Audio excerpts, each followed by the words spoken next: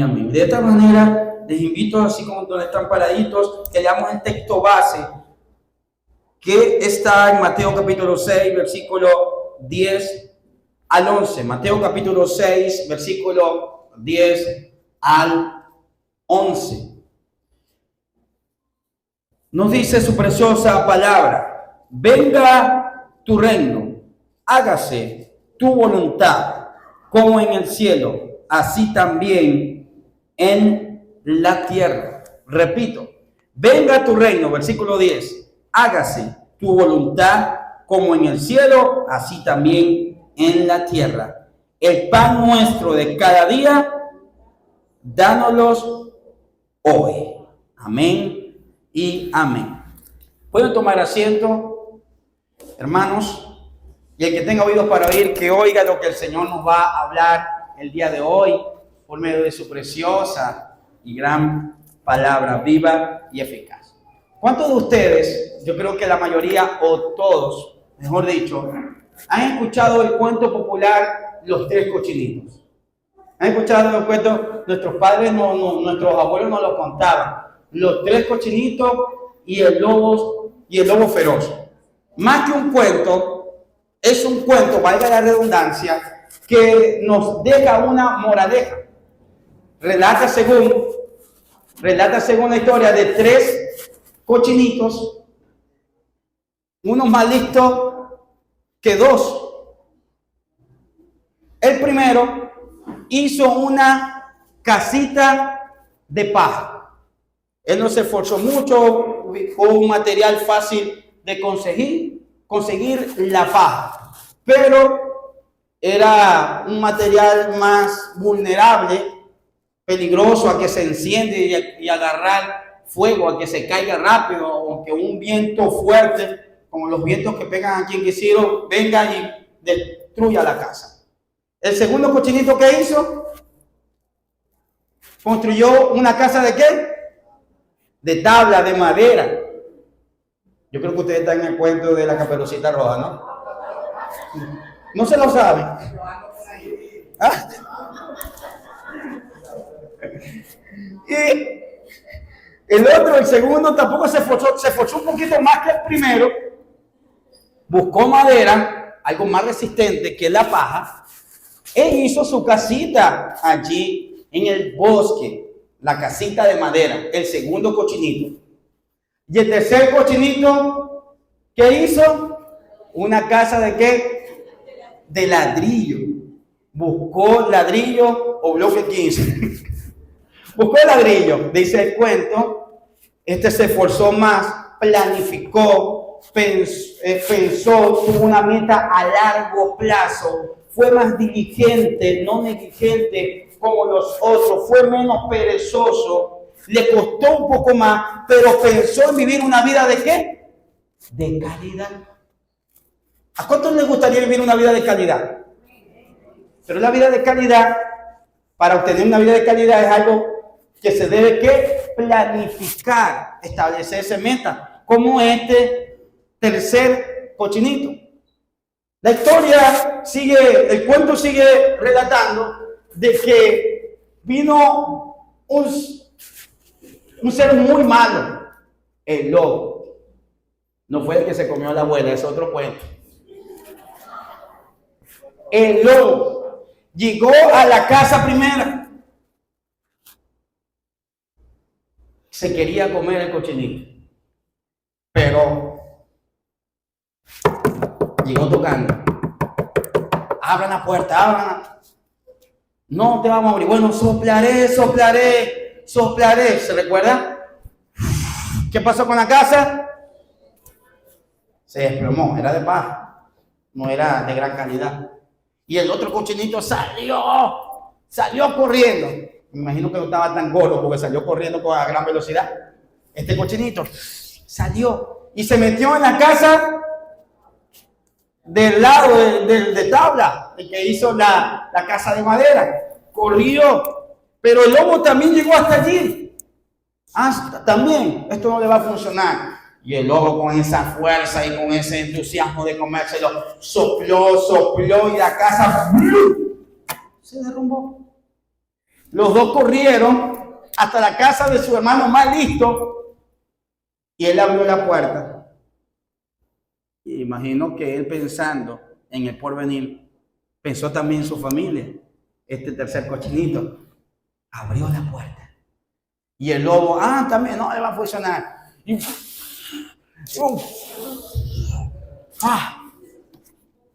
no aguantó más, ya no pudo derrumbar la casa del tercer cochinito. ¿Por qué no la pudo derrumbar? Porque este cochinito fue más listo que los demás y pensó en lo por venir. No solamente para solucionar. No, vamos a hacerlo como quede. Mientras tanto, a veces igual vamos a ponerle ese tapón al tubo de la casa. Mientras tanto, pasan 2 décadas y ahí está ese tapón. Mientras siempre. Este hombre pensó en lo por venir y fue más listo. Y eso repercutió hasta en su propia familia, en sus hermanos. Usted dirá, ¿por qué el pastor cuenta esta historia? Porque el tema tiene que ver algo con esto y se van a dar cuenta a través del desarrollo de este tema. Amados, en mi vida he visto 2 puntos extremos. El primero, de gente que se olvida por completo, primeramente, del reino de Dios, de buscar el reino de Dios y de su justicia. Gente que tienen a Dios de tercero, cuarto, quinto plano. No, pastor, no puedo ir al culto porque tengo que hacerme las uñas, me van a arreglar el cabello, no voy. Cuando todo tiene su tiempo. Y el tiempo del Señor es algo sagrado. Eso es un punto extremo. Gente que se olvidan por completo primeramente del reino del Señor y se enfrascan o enfatizan solamente en vivir una vida terrenal, invirtiendo solamente para lo terrenal. Y obvian lo más importante, que es la vida la vida espiritual. Y se limitan, esta gente que se enfoca solamente en lo terrenal, se limita en la prosperidad basada solamente en el dinero, que no es malo. Más adelante voy a hablarle de esto. Pero estas personas que solamente se enfocan en lo terrenal, se olvidan del Señor. Una parte, el Señor Jesús dijo, no podéis amar a 2 señores, refiriéndose a las riquezas, a la gente que pone los ojos en vez de Jesús, a las riquezas. No podéis amar a 2 señores porque vas a amar a uno y vas a aborrecer al otro. Entonces, este es un punto extremo. Dedicarse solamente a lo terrenal, sabiendo que la vida del hombre no consiste en la abundancia de bienes que posee. Usted se recuerda la historia de aquel hombre que dijo, no hay lo que hacer con mis pobres. Voy a derribar mis graneros, tengo mucha plata, voy a hacerlo más grande, voy a meter más vacas, voy a comprar más cochinos, voy a dejar que mi finca crezca, voy a invertir más, y planificó, mañana voy a hacer esto, mañana voy a hacer lo otro, cuando no sabéis lo que tendrá el día de mañana. Basta cada día su propio afán. Y en esa misma noche escuchó este hombre una voz que dijo, necio, esta noche vienen a pedir por tu alma, y lo que has provisto, ¿de quién será? Ahí se cumple el dicho popular que nos expresa que uno no sabe para quién trabaja. Desnudo vinimos y desnudo ¿qué? No vamos. Entonces la vida del hombre no consiste en invertir solamente para lo terrenal. Lógicamente tenemos que ser responsables, y más adelante en el desarrollo del tema voy a hablarles sobre esa responsabilidad. Pero también en mi vida he visto otro punto extremo, que es el segundo punto extremo. Gente que vive obsesionada con el cielo y la venida de Cristo. Gente que vive obsesionada con el cielo y la venida de Cristo. Como los mayas en el año 2012, que sacaron a sus hijos de las escuelas porque en el 2012 el mundo se iba a acabar. ¿Usted se recuerda que veíamos en noticias la gente alarmada, ay Dios, las cosas van a desaparecer, el mundo se va a acabar? Inclusive Hollywood saca una película que llamó 2012. Yo la vi, hermano, paraba los pelos esa película. Yo después que la vi tuve pesadilla y todo. de lo tan fuerte que era esa película. Uno está acostumbrado a ver granizos pequeños, pero ahí caía granizos, hermano, como del tamaño de las cubetas que vos metes en las ollas en tu casa, de las payas donde hacéis los 5 kilos de arroz, así, caían hielo. Estas personas que se enfrascan en este punto extremo, viven pensando en el cielo, obviando su responsabilidad terrenal también. Gente que vive obsesionada con la venida de Cristo, obviando sus responsabilidades terrenales. Hubo un grupo que vivían también así, obsesionados con la venida de Cristo, y un día pusieron fecha que en 1919 viene Cristo, los testigos de Jehová. Y ellos esperaron según a Cristo en una montaña. Y Cristo no vino. Cristo no vino, se personificó en nosotros.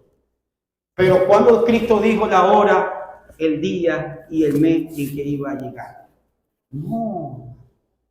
Estemos preparados porque a la hora que menos pensemos, Cristo viene. Pero Cristo nos da esta noticia para que vivamos de manera obsesionada y ser irresponsables con las cosas en esta tierra, cuando Dios nos llama a ser, para buen testimonio, responsables. Un caso de esto es la iglesia de Tesalónica. ¿Qué pasó con la iglesia de Tesalónica? Ellos se obsesionaron tanto con la venida de Cristo que ellos dejaron sus trabajos porque se anticiparon a la segunda venida de Cristo. Ellos dejaron de trabajar. ¿Por qué se iba a trabajar? En nuestra era, en los años 90, muchas de las iglesias no mandaban a sus muchachos a las escuelas porque Cristo venía. Eso pasó en nuestra era también. Ha pasado también en estos tiempos. Pero ¿qué Pablo exhortaba? En 1 Tesalonicenses capítulo 4, versículo 11. Vamos a ver algo allí en la Biblia. 1 Tesalonicenses capítulo 4, versículo 11. Pablo los exhorta a la iglesia de Tesalónica y le dice: y que procuréis tener tranquilidad y ocuparos en vuestros negocios y trabajar con vuestras manos de la manera que os hemos mandado. Pablo lo decía con propiedad, porque Pablo se dedicaba a trabajar haciendo tiendas y con esto se sustentaba él y ayudaba la obra del Señor, para que la gente no dijera: hey, Pablo vive del diezmo, como la gente habla hoy en día, ¿no? Pablo hacía tiendas, trabajaba y con eso se sustentaba él y apoyaba la obra también. Sin embargo, hubo iglesias como la de Filipos que ofrendaron para él y para los santos, porque ellos multiplicaron el evangelio, ellos sembraron la semilla en muchas partes en Asia. Y Pablo exhorta aquí: hey, yo les aconsejo que ustedes estén tranquilos mientras estén esperando a Cristo. Hey, trabajen. Por esta razón, en Tesalonicenses 5 él dice: alentado a los ociosos, porque habían dejado de trabajar. Alentaos a los ociosos, a fin de que os conduzcáis honradamente para con los de afuera y no tengáis necesidad de nada. Ya había gente que estaba cayendo en necesidad. ¿Por qué? Porque estaban siendo irresponsables respecto a su trabajo. Y en segunda de Tesalonicenses capítulo 3 vemos allí otro punto importante. Segunda de Tesalonicenses, pueden ubicar en su Biblia, segunda de Tesalonicenses capítulo 3, versículo 6. Pablo habla sobre el deber de trabajar. El deber de trabajar. ¿Desde cuándo es este deber? ¿Desde antes del pecado o después del pecado? Desde antes del pecado. Dios puso al hombre ¿qué? A labrar la tierra. 3:6, segunda de Tesalonicenses. Y nos dice aquí la palabra: pero ordenamos, hermanos, en el nombre de nuestro Señor Jesucristo, que os apartéis de todo hermano que ande desordenadamente y no según la enseñanza que recibiste de nosotros. Porque vosotros mismos sabéis de qué manera debéis imitarnos, pues nosotros no anduvimos desordenadamente entre ustedes, ni comimos de balde el pan de nadie. lo que Pablo quiso decir, no me comí sin precio alguno el pan de nadie. No fui a pedirle a nadie. Más bien enseñé con mi ejemplo a trabajar, que así es como se debe uno conducir en Cristo, hermano. Para que la gente no dijera, este es un vividor, estos evangélicos son vividores, estos pastores son vividores. No, hermano, nosotros debemos dar ejemplo de gente trabajadora, de gente que aporta a esta nación, a esta patria, a este país. Amén. Ni comimos el pan de balde, el pan de nadie, sino que trabajamos con afán y fatiga día y noche. Trabajamos con afán y fatiga día y noche para no ser gravoso a ninguno de ustedes. Dios nos libre. No porque no tuviésemos derecho, o sea, tenían derecho como apóstoles, como pastores, de vivir del evangelio, porque el que anuncia el evangelio, que viva el evangelio. Eso lo dice la palabra también. Pero él no quería ser gravoso, sino para darnos nosotros mismos un ejemplo para que nos imiteses. Ahora, él sigue diciendo, él sigue hablando, porque también cuando estábamos con vosotros, ordenamos esto. Esto era una orden. Si alguno no quiere trabajar, tampoco coma. O sea, ustedes en su libro del trigo, no trabajen, pero sepan que van a pasar más hambre que un piojo en una peluca. Pasar hambre un piojo en una peluca.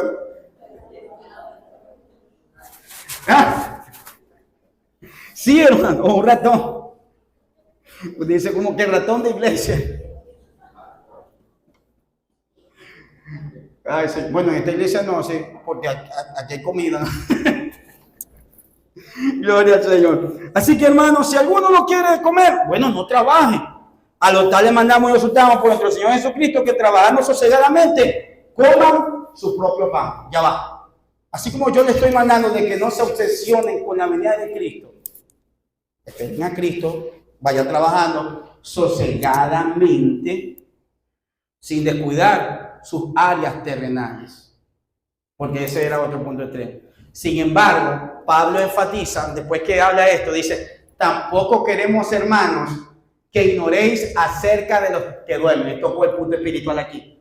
Ok, van a trabajar, van a tener sus posesiones, sus animalitos, van a invertir, pero también les voy a dar un consejo para que no se enfrasquen solamente. Ay, Pablo, no pude ir para el culto porque estoy trabajando hasta los domingos, Pablo. Tampoco quiero, hermano, que ignoréis acerca de los que duermen. ¿Quiénes son los que duermen? Los que han muerto en Cristo. Para que no entretecáis como los otros que no tienen esperanza. Porque si creemos que Jesús resucitó, traerá consigo a los que durmieron en Él. Luego nosotros, los que vivimos, seremos arrebatados en las nubes con Él hasta el tercer cielo. Aquí está hablando de un arrebatamiento. Aquí te está hablando de invertir a lo espiritual. ¿Qué es lo que nos enseña Pablo? A ser equilibrados, a vivir de manera responsable, tanto en lo espiritual como en lo terrenal. ¿Por qué? Si tocamos esos puntos extremos de afanarnos tanto por la vanidad de este mundo, la vanidad es ilusoria. La Biblia dice que el mundo pasa y sus deseos, pero el que hace la voluntad del Papá Dios permanece para siempre. ¿Cuántos dicen amén a esto? Permanece para siempre. Entonces, hermano, tengamos claro lo que nos dice acá la palabra. Por esta razón, lo llevo a la enseñanza del día de hoy, que lleva como título con los pies en la tierra. Díganlo conmigo, con los pies en la tierra. ¿Qué significa esta expresión, con los pies en la tierra? Significa hacer sensato, prudente, con nuestras responsabilidades, hacer una persona firme, saber que existe una realidad y que hay que afrontar. Cuando una persona sabe que existe una realidad, esta persona con toda prudencia tiene que afrontar esa realidad. Nosotros no huimos de los problemas, enfrentamos de manera sabia los problemas bajo la ayuda del Señor. Ahora, surgen una pregunta, después que le enfatice lo que el Señor dijo: venga tu reino. Cuando el Señor dijo esto, dejando la oración modelo, venga a tu reino, ¿a qué se está refiriendo? ¿Venga a tu reino a dónde? ¿Al cielo o a la tierra? ¿Dónde estamos ahorita? ¿En la tierra o en el cielo? En la tierra, hermano. No podemos creernos que estamos ahorita en una nube tocando arpa en el cielo. No, no. Estamos ahorita en la tierra. Cuando el Señor dijo en su palabra, danos el pan de cada día, ¿a qué pan se estaba refiriendo? ¿A las bodas del Cordero? Al pan con el que, con el sudor de nuestro rostro, trabajamos para obtenerlo y para sustentar a la familia. Es bíblico que le pidamos todos los días al Señor, Señor, danos hoy el pan de cada día y a todos aquellos que lo necesitan, Señor. La familia de bajos recursos, a la familia vulnerables. Es, hermanos, bonito cuando uno le pide hacia el Señor. Cuando el Señor dice, venga a tu reino, y cuando Él ora en Juan capítulo 17, Él dice, a lo que me has dado, Señor, ellos están en el mundo, pero no son del mundo. ¿Qué quiso decir aquí el Señor cuando dijo esto? Ellos están en la tierra. La iglesia está en la tierra, por ahora. Por ahora. Pero no son de este mundo, o sea, no se apegan al sistema mundano. Estamos en la tierra. Debemos entender esto, que por estar en la tierra, hermano, tenemos que tener los pies en la tierra. Y tenemos que muchas veces que hacer lo que terrenalmente, hermano, se hace. Mientras Jesucristo estuvo en la tierra, después de resucitar en espíritu, alma y cuerpo, ¿qué le pidió a sus discípulos? Muchachos, tengo hambre, denme un pescado, un pan, bien. ¿Ve? Yo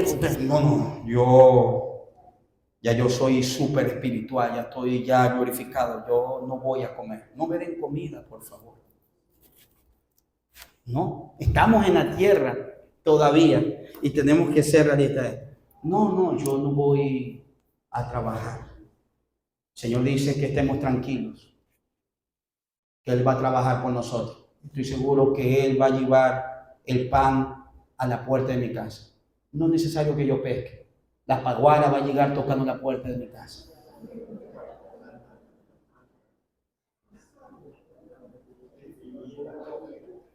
El que no trabaje, no coma, dice la palabra del Señor. ¿Ve? Claro, yo estoy seguro que si estamos, cuando la Biblia dice estar quietos y tranquilos, se está refiriendo a esperar en la fe, a esperar en fe. Pero la fe genera ¿qué? Obras. Yo voy a buscar trabajo, pero por fe de que Dios me va a guiar, me va a conseguir, me va a dar sabiduría en la entrevista para quedar, por ejemplo. ¿Ve? Voy a meter currículo, pero tengo fe. O sea, pero estamos ¿qué? Gestionando. Pero quedarse mirando en el techo, ¿qué va a generar? ¿Qué va a generar? Nada, amada iglesia, nada. Ahora te hago aquí algunas preguntas. Dios, cuando puso al hombre en el huerto del Edén, lo dejó en un lugar de escasez o de abundancia. De abundancia. Vamos a sincerarnos aquí. ¿A quién le gusta la abundancia? Yo creo que a todo ser humano le gusta la abundancia, porque de principio Dios nos puso en abundancia. Él nos creó en un estado de riqueza o en un estado de pobreza. De riqueza. ¿Y por qué hay pobres? Y Jesucristo dijo, a los pobres siempre los tendré. En este tema nos vamos a dar cuenta por qué existen pobres hoy en día. Porque hay ricos y porque hay pobres. Nos vamos a dar cuenta si ser rico es un pecado o si ser pobre es un pecado. Va a estar interesante. El que tenga oídos para oír, que oiga lo que el Señor va a decir hoy. Según los cielos y la tierra, otra pregunta que cabe destacar acá. Según los cielos y la tierra que el Señor fue a preparar, moradas, fue a preparar para nosotros. Las calles van a tener huecos, 3D. Se van a acumular los charcos. ¿De cómo van a ser las calles? De oro. ¡Wow! Las calles van a ser de oro. Mares de cristal. No va a haber llanto, no va a haber dolor, no va a haber tristeza. Pero eso hace capitalista a Dios. No se trata de eso. Se trata de que Dios quiere que sus hijos estén bien. Porque nos creó al principio no para vivir en achaques. Dios nos creó en un principio no para vivir en un estado de pobreza, sino en un estado de abundancia, hermano. Todo el desequilibrio se vino y fue provocado genéricamente por el pecado. Cuando el pecado entra también la escasez, por ende, genéricamente. Espinos y cardos te ¿producirán qué? Tierra, hermano. Hay que trabajarla fuertemente con el sudor del rostro hasta que Cristo venga. Por esta razón Apocalipsis posteriormente dice, y descansarán de sus trabajos. Porque muchas veces el trabajo aquí produce ¿qué? Estrés. Hay gente que trabaja hasta las 12, 1 de la mañana. Y llega a su casa para el otro día levantarse. Sí, hermanos. Y esto produce cansancio, estrés. Pero cuando tengamos los cielos nuevos y la tierra nueva, dice la palabra, que descansaremos de vuestro trabajo y vamos a disfrutar lo que el Señor fue a preparar con nosotros. Imagínense, hermano, caminando por las calles de oro, hermano. Yo iba caminando con alguien, no voy a decir el nombre, y de repente cayó un hueco 3D. ¡Ay, Dios mío! Que no me vio nadie. El dron que está allá no me vio. Hermano, pero qué maravilloso es que estemos tú y yo mirándonos allí el reflejo. Mira, yo así y nos vemos feo, mira. Papá. Mira, un cuerpo glorificado, dice el hermano. Sí, hermano, calles de oro. Aquí la gente que se mata por oro. Gente que cae en corrupción por oro. Y allá lo vamos a tener ¿qué? En abundancia, hermano. ¿Vale la pena o no vale la pena creer en el Señor? Y ahí vamos a estar por toda la eternidad, lo dice la palabra. Ahora, ¿por qué la gente en esta tierra se empobrece? ¿Por qué la gente se empobrece? ¿Por qué hay gente pobre? Y aquí le voy a dar el día de hoy algunos factores. Hay gente que dice, son pobres. Hay gente pobre porque los ricos controlan el sistema. Eso es un factor que es verdadero. Hay ricos opresores. Y es la lucha que empezó a realizar Carlos Marx. No sé si han leído sobre Karl Marx, uno de los precursores del socialismo. Que él habló de que cómo es posible que la burguesía, hablando de la burguesía como el grupo de propietarios de los medios de producción, los que controlaban los medios de producción, manejen esta gente por sus caprichos, como le dé la gana, lo están explotando. Y él luchó para que desaparecieran las clases en la sociedad. Pero este es un punto, hay gente pobre o hay países pobres porque los ricos controlan el sistema o el gobierno controla el sistema. Esto es un factor. O por las formas de gobiernos. Hay muchas formas de gobierno que pueden también empobrecer tanto al país como enriquecer a un país. Pero también esto está en la mentalidad de las personas en particular también. Y más adelante te voy a hablar de esto. Por ejemplo, hay una forma de gobierno que todos nosotros la hemos escuchado en la escuela, que es la democracia. ¿Qué es la democracia? La democracia es una forma de gobierno en donde la soberanía ejerce el poder. ¿Qué es la soberanía? La fuerza que ejerce ¿el qué? El pueblo, donde el pueblo tiene voz. Y es la garantía para que el gobierno tenga autoridad. La voz del pueblo es la que... ¿No he escuchado ese eslogan? Es la que manda. ¿Verdad? La participación, a través de la participación, elecciones libres, justas, como nos enseña la democracia. Libres y periódicas. ¿Qué quiere decir? Periódicas, que siempre va a haber elecciones para elegir a los gobernantes, cuya decisión se respete. Esa es la democracia. No importa si gana el azul, si gana el verde, si gana el amarillo, si ganó el amarillo, los rojos felicitan al amarillo. Y si ganaron los rojos, los amarillos felicitan a los rojos, por ejemplo. Esa es la democracia, en donde todos se nos enseña que tenemos que respetar. Se deben respetar. En la democracia se nos enseñó, hermanos, respetar los derechos humanos.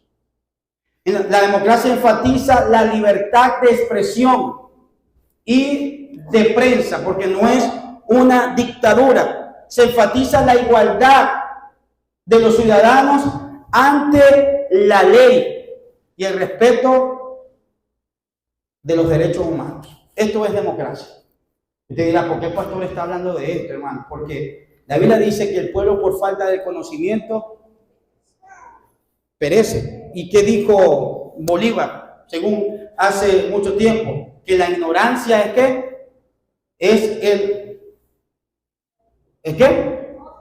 Es el opio de todos los pueblos, la droga de todos los pueblos, hermano. No podemos ser ignorantes, tenemos que conocer para que no nos engañen. Entonces, esto es la democracia, una forma de gobierno donde la soberanía del pueblo ejerce allí en verdad poder. Pero también hay una forma de gobierno. Esta democracia se ha propagado por muchos países del mundo y ha funcionado. Hay otra forma de gobierno y es la dictadura. ¿Qué es la dictadura? Es un sistema autoritario, autocrático, donde el poder cae sobre una sola persona. Es una doctrina de gobierno, una forma de gobierno donde todos los poderes son controlados por una sola persona. En este caso, el presidente, el dictador. ¿Verdad? Eso es lo que nos enseña que la democracia, o en un pequeño grupo reducido, que enfatiza la dictadura, suprime los derechos humanos y suprime la libertad de expresión y de prensa. El que hable en contra, preso. El que hable, preso. ¿Por qué? Porque no hay libertad de expresión. Esto es lo que nos enseña esta forma de gobierno, la dictadura. Y en los libros de historia hemos leído la dictadura, según de Marcos Pérez Jiménez, se recuerda que cayó en 1958, si no me equivoco, un 23 de enero. También, no solamente hay forma de gobierno, está la dictadura. Aquí estamos aprendiendo sociología de la educación, hermano. Aquí estamos aprendiendo sociología. A ver, entonces, ¿qué? De democracia, de dictadura, pero también hay ideologías políticas y económicas, como por ejemplo, ¿de qué ideología muchos países están aplicando hoy en día? El socialismo. El socialismo es un sistema de organización social, político y económico que se basa o promueve la propiedad en la administración colectiva. O sea, los bienes son administrados por el colectivo, cuyos bienes pertenecen al Estado, buscando que igualdad y en la sociedad, igualdad que económica ante la sociedad. Ahora, esta teoría se basa en el marxismo, que aboga por la abolición de la propiedad privada. La corriente socialista quiere abolir ¿qué? La propiedad privada. ¿En qué aspecto? Bueno, los medios de producción, como tierras, como fábricas, tierras, ¿son qué? ¿Son propiedad de quién? Del Estado o de la colectividad, en lugar de la propiedad privada. O sea, son del Estado, todas por estas fábricas, tierras, pero no de la propiedad privada, no de lo privado. Ahora, debemos entender esto. ¿Qué es el socialismo entonces? Es una ideología política, social, económica, que promueve la colectividad, que promueve la administración colectiva en los medios de producción. Es el colectivo es el pueblo, un grupo de personas, pero estos bienes le pertenecen al Estado, no es de un dueño. Ahora, también hay otra ideología que también la hemos estudiado en la escuela o en la universidad más que todo. ¿Ustedes han escuchado hablar del comunismo? El comunismo es una ideología también, un sistema económico, político, social que busca crear una sociedad sin clases y sin Estado. Hay gente que cree que el socialismo y el comunismo son dos cosas iguales. No, tienen cosas parecidas, pero el socialismo se rige por el Estado, pero el comunismo no es por el Estado. ¿Qué busca entonces el comunismo? ¿Qué busca? Busca crear una sociedad sin Estado, donde los medios de producción, como por ejemplo fábricas, empresas, tierras, son propiedad común y se distribuyen los bienes y servicios según la necesidad de cada quien. Son las mismas personas que van a mandar allí el colectivo, parecido con lo de el socialismo, pero no, los bienes no son del Estado. Esta es la diferencia que hay entre socialismo y comunismo. Ahora bien, ¿ustedes sabían que en los primeros capítulos de la Biblia te habla un poco de comunismo? Esto va a decir que en la Biblia, sí, cuando usted lee en la Biblia que los apóstoles tenían todas las cosas en común y repartían los bienes según su necesidad. Claro, ellos tenían que darle cuenta y enviar sus ofrendas y ponían sus ofrendas a los pies de ¿dónde? De los apóstoles. Porque es peligroso donde varias manos meten en un lugar, se meten en un lugar para administrar también. Entonces, todos estos sistemas pueden tener buenas intenciones, pero a veces fracasan porque no hay temor en el corazón de los hombres y porque hay corrupción también. Entonces, estas son corrientes necesarias que usted sepa: comunismo, socialismo, democracia, libertad de expresión, marxismo. ¿Qué es marxismo? Una corriente trabajada por Carlos Marx y Engels, que trabajaron en las luchas de la clase social, en eliminar la propiedad, o sea, privada, y colocarla al colectivo, que la trabajara el colectivo, para evitar la explotación al proletariado. ¿Quién es el proletariado? La clase trabajadora. La clase trabajadora. ¿Estamos entendiendo hasta acá? Ok, brevemente esto es lo que quería enseñar sobre esto. También vamos a estar hablando de esto, el capitalismo. ¿El capitalismo qué es? Predominio del capital. ¿Verdad? Aquí, ¿qué sucede? ¿Qué sucede con el capitalismo? ¿Qué sucede cuando hay capitalismo en un lugar?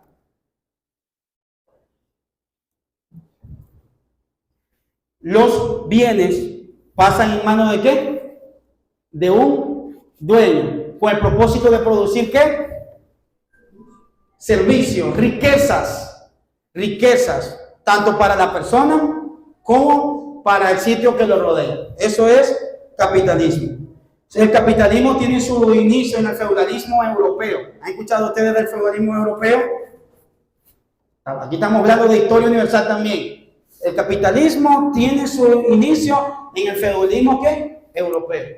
Lógicamente, ustedes saben la historia. Esta gente explotaron. Y el lugar a veces donde llegaban decían: vamos a descubrir, descubrimos tal lugar. Y lo que venían era a explotar los habitantes de dicho lugar. Suele pasar, eso es un punto extremo también. Aquí estamos hablando, amados, de varios puntos extremos. ¿Estamos ubicados?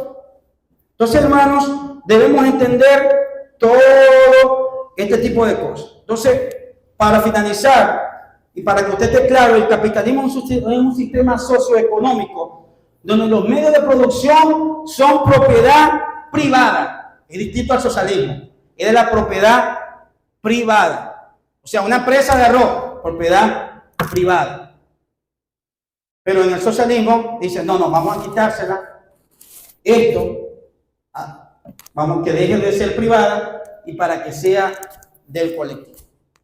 Ahora, ¿cuál es su objetivo principal? La acumulación del capital. Como yo se lo dije, predominio del capital. Es la acumulación del capital y la generación de la riqueza, donde el interés propio de los actores económicos impulsa, como usted decía, el interés que hay en los sueldos que le pagan a la persona, impulsa la innovación y el crecimiento del país. Esa es la corriente capitalista. Pastor, en Venezuela y en varios países hay capitalismo de alguna u otra forma. Hay capitalismo, socialismo y comunismo.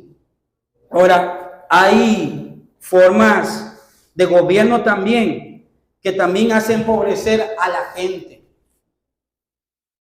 Hay formas de gobierno que hacen empobrecer a la gente. O sea que si a un grupo de personas le toca administrar la playa, va a sonar de manera hipérbole lo que voy a decir, de manera exagerada. Pero si a un grupo de personas le toca administrar la playa, la arena se va y la playa se seca.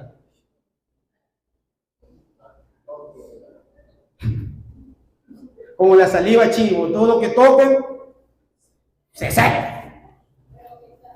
Exageradamente. Entonces, ¿qué quiero decir con esto? Que muchas veces un colectivo puede administrar mal a una comunidad, porque a veces los colectivos no le duele a la gente, sino lo privado. ¿Verdad que usted cuida más lo suyo? Entonces yo aquí no voy a hablar a favor del capitalismo, ni tampoco del socialismo. Voy a hablar de las ventajas y desventajas tanto del socialismo como del capitalismo. El capitalismo tiene su desventaja como ventaja. El socialismo tiene ventaja como desventaja. El comunismo ventaja como desventaja. ¿También? Entonces, el darle poder en el aspecto comunista, en donde no se busca que el Estado, no se busca una autoridad, sino que cada quien manda, también es peligroso. Aquí cada quien manda. Ay, mi madre. Entonces no va a haber un líder. Si la Biblia dice que sin dirección cae ¿qué? El pueblo. ¿Usted me está entendiendo? Yo sé. Y a esto lo quería llevar. ¿Ustedes han escuchado hablar de Joseph Stalin? Porque han estudiado la historia. Joseph Stalin era un dictador. Él era presidente de la Unión Soviética. Usted sabe que la Unión Soviética fue formada por 15 países, entre ellos estaba Rusia, Ucrania, Bielorrusia, y muchos países pertenecían a la Unión Soviética. Y Stalin, según hay una metáfora que él cuenta, no se ha confirmado si fue de él o no, la metáfora de la gallina desplumada. ¿Usted ha escuchado esa metáfora de la gallina desplumada? Él estaba en una reunión con sus compañeros y él le cuenta a sus compañeros, él ve pasar una gallina y agarra la gallina y comienza a desplumar la gallina sangrentada, la gallina toda sangrentada allí. Y de repente él agarra un puño de trigo. ¿Un puño de qué? De trigo. Y cuando la gallina ve ese puño de trigo, la gallina va de manera ansiosa y contenta a seguir. ¡Ay, puño de trigo! Y la gallina va. Claro, no hablo, la gallina no habla, pero solo estoy exagerando yo. ¡Ay! Y la gallina va toda sangrentada y desplomada, sufriendo con dolor, siguiendo según a Stanley. Y dice Stanley, ¿no ves? Así se gobiernan a los estúpidos. Estoy diciendo tal como dice la historia, la anécdota. Así se gobiernan los estúpidos.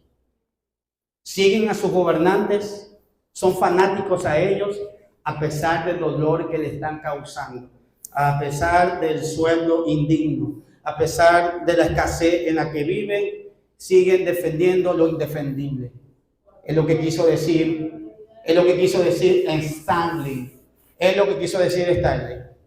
Hermano, yo aquí no estoy hablando en contra de alguien, no estoy hablando de política, pero hay textos de la Biblia que te toca la política. ¿Y cómo qué yo voy a hacer? ¿Me entiendes? Hablar lo que el Señor me pone a hablar. Entonces, esta forma de gobierno, decía Stanley, así es como se estupidiza la gente. Estar detrás de un puñado de maíz o de trigo para solventar el hambre de un solo día o pocos días. Con las plumas todas desplumadas y ensangrentadas, aún se aplaude, aún fanáticamente se cree. Pero como yo te estoy diciendo y siempre lo he dicho, hermano, no somos de izquierda, no somos de derecha, somos de arriba, del reino de los cielos. Y a Él decimos. Amén.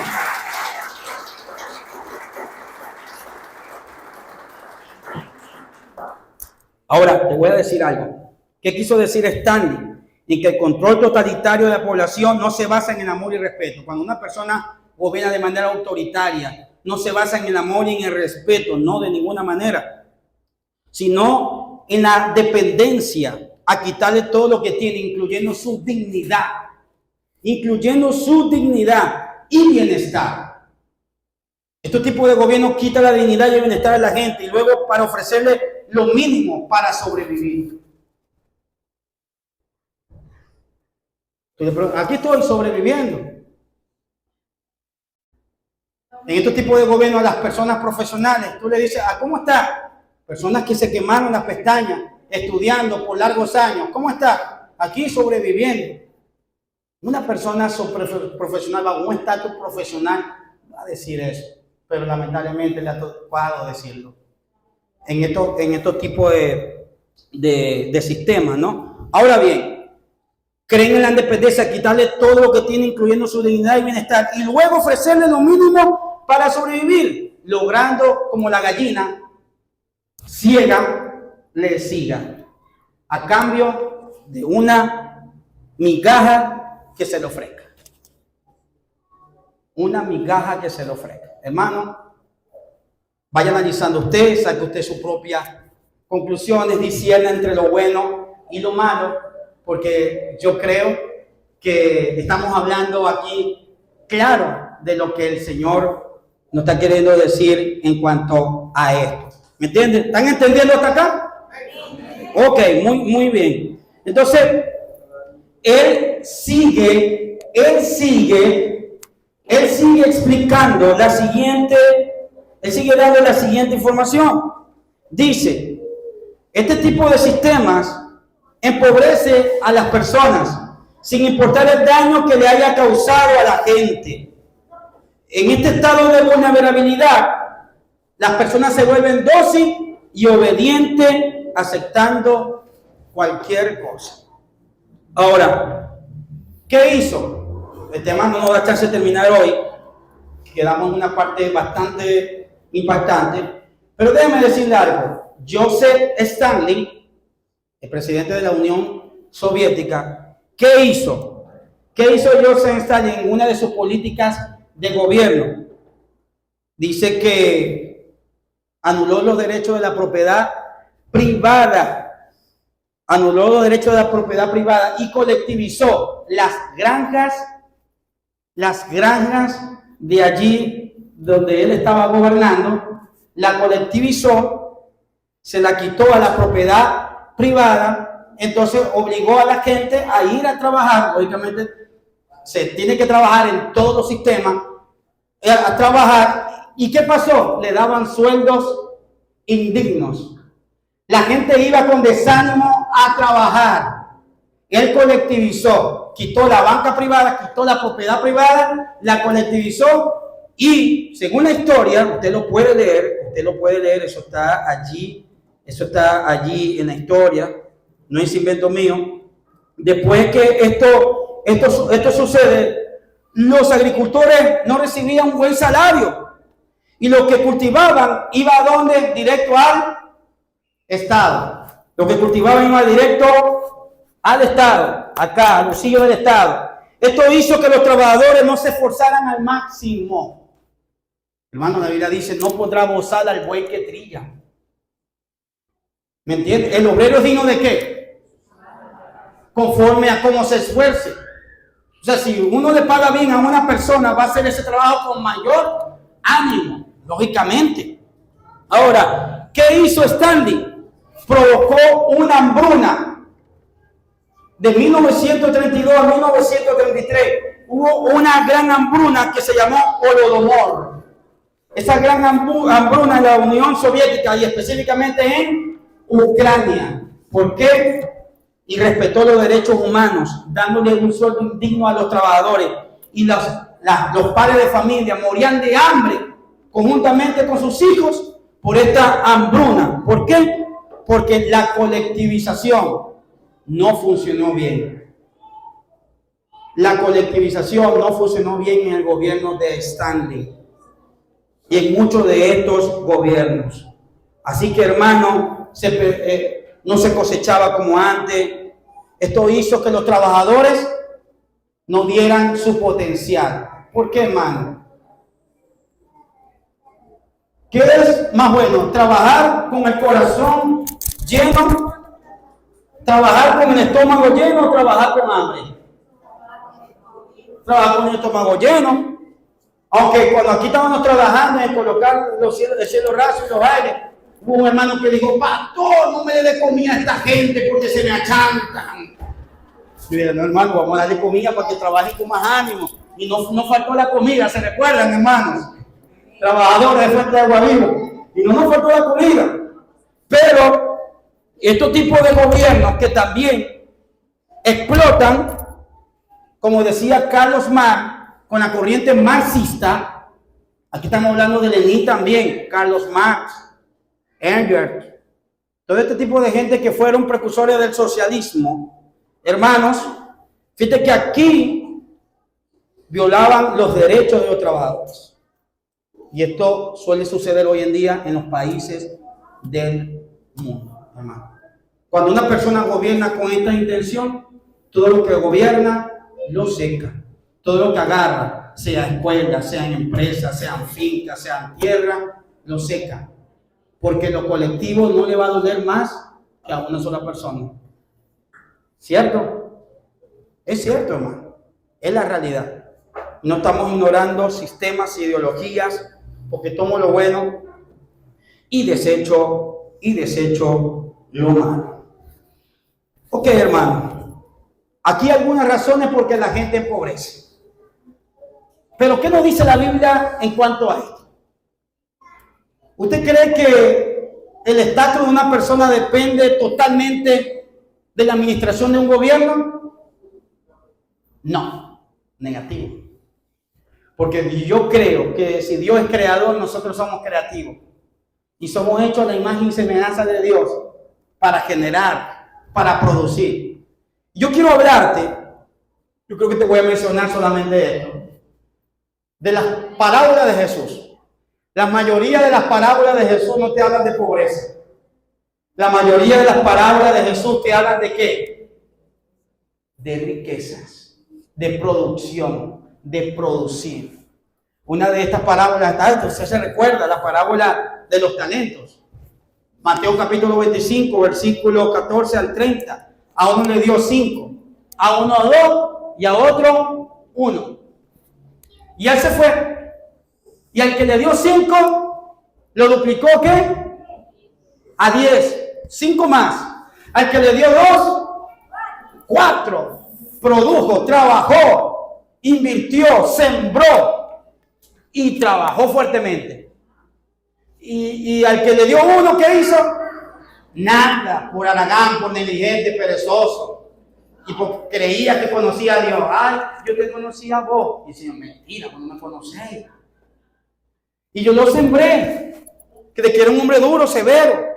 Y el Señor, cuando vino a pedir cuentas, al que duplicó a 5 más, que dijo, buen siervo, fiel y prudente. En lo poco fuiste fiel, en lo mucho te voy a poner.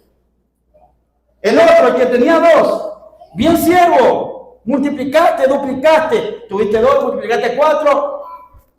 Bien, buen siervo, lo poco fuiste fiel y no mucho te voy a poner. Ya que tenía 1, siervo mal y negligente.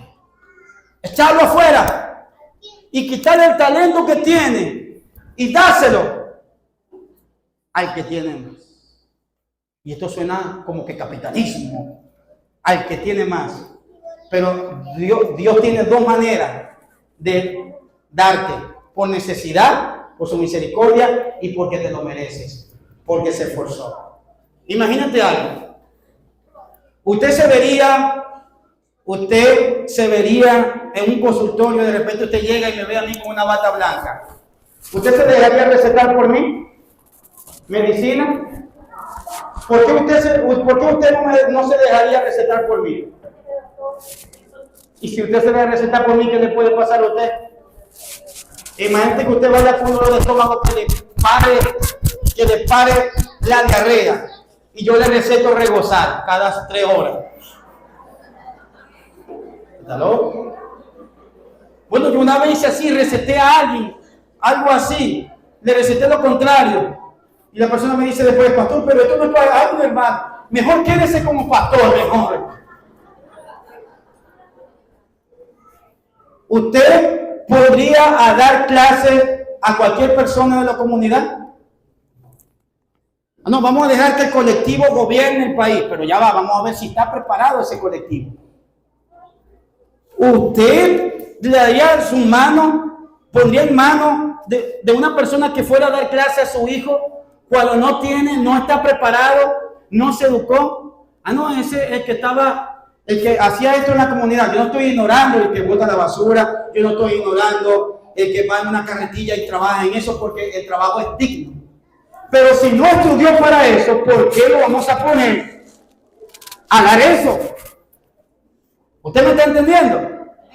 Así de sencillo, hermanos. Dios da a cada quien según lo que se esforzó. ¿Por qué le dio al que tenía 5 talentos, le dio más? Eso parece injusto, pero Dios, no. Yo voy a darle más al que se esforzó. Yo voy a darle más. ¿Por qué? Cuando usted se esfuerza en luchar, en pelear por la bendición, en esforzarse a obtener lo suyo, usted lo va a obtener, hermano. Y va a generar hasta riqueza, porque Dios da el poder para generar riqueza, ¿cierto o falso? Y hay otra parábola que parece como si el Señor hablara aquí de socialismo. Mateo capítulo 20, versículo 1, versículo 16.